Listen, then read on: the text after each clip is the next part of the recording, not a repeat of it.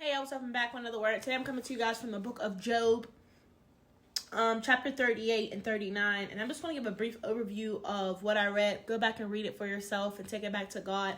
But basically, within a word, Job was being very prideful and speaking of, what he thought he knew, as if he had knowledge about things that was happening to him and why he was being afflicted, because he believed that he was obeying God.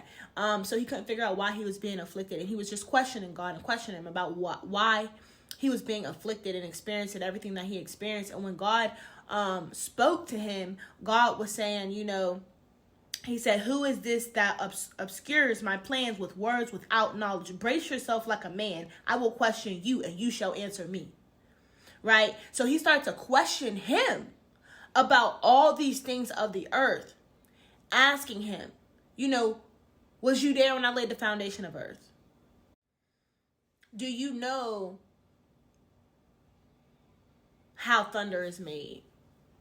Do you know how these wild animals survive? Do you know these things?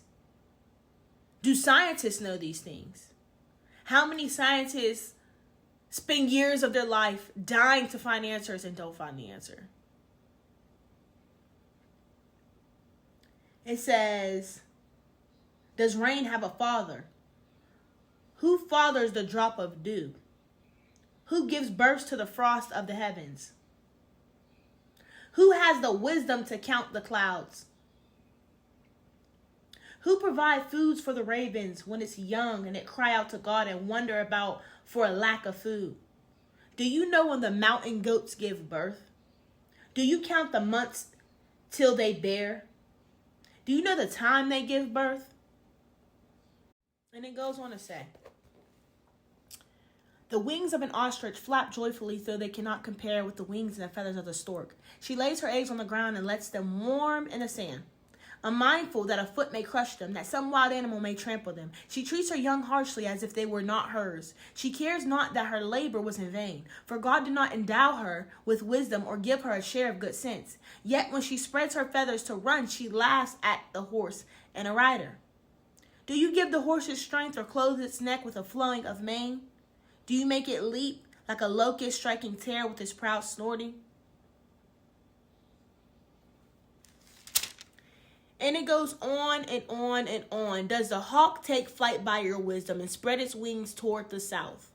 Does the eagle soar at your command and build its nest on high? God is asking all these questions. God is making a point that it don't matter how arrogant you are. It don't matter how proud you are. It don't matter how smart you think you are. It will never compare to him. It will never compare to his power. It will never compare, because God has done miracles all throughout this earth. He's done miracles all throughout this earth. So who are you to question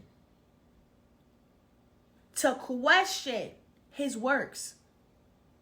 Who are you to question his works?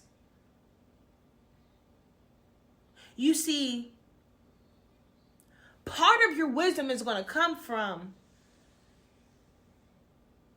believing in his works.